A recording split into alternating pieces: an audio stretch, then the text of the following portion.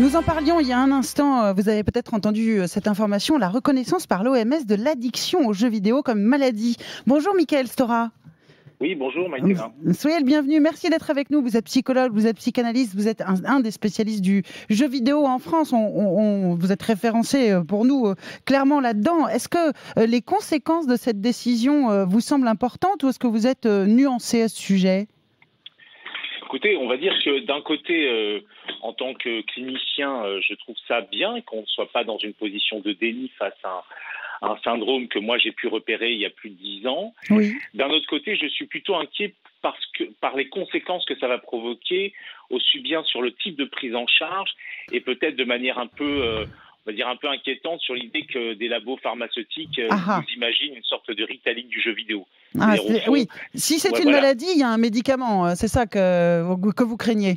Voilà, tout à fait. Et puis même, j'avoue, tout en étant proche de collègues addictologues, ça va provoquer en effet un remboursement de sécurité sociale. Et vous savez que beaucoup de ces jeunes qui existaient déjà avant étaient souvent hospitalisés pour 2 mois, 3 mois, parfois eux-mêmes médicamentés en pensant que ça allait tout arranger.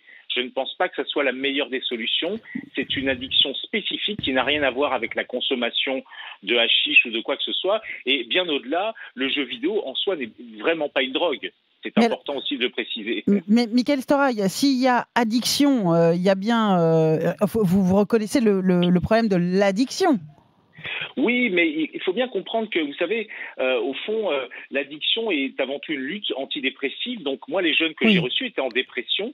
Ce ne sont pas n'importe quel type de jeunes, souvent 15-25 ans, des garçons avec des hauts potentiels et des grandes compétences dans le domaine du codage qui sont un peu accros à la victoire. Et très souvent, lorsqu'ils sont confrontés à des échecs, ils s'effondrent. Donc ce sont presque aussi des caricatures de ce que notre société a engendré, c'est-à-dire cette culture de l'hyper-performance et de la réussite à tout prix.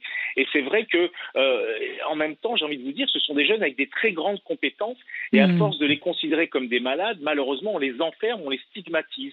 Donc je pense qu'il faut travailler et imaginer une nouvelle manière de les prendre en charge. Alors donc, vous êtes en même temps content qu'on réalise, que l'OMS réalise que il y a un véritable problème avec le jeu vidéo pour certains, bien entendu, et pas pour tout le monde. Mais pour autant, vous dites, attention, faut pas que ça devienne puisque c'est rentré dans la classification des maladies, donc il va y avoir des traitements et donc des remboursements. Et donc on a une vraie problématique de marché, en fait, qui se pose à vous.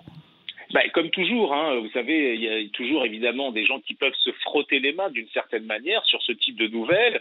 Et c'est vrai que, comme dans toute forme de pathologie, il y a même des rivalités entre soignants. Tout ça est assez complexe et pas toujours très sain.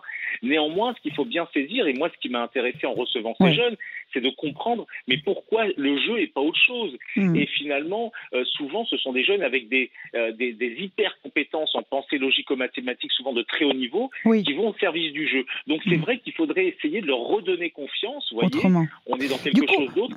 Oui, Mickaël, pardon. Pour ceux qui nous écoutent et qui sont confrontés au problème aujourd'hui, est-ce que la psychothérapie fonctionne ?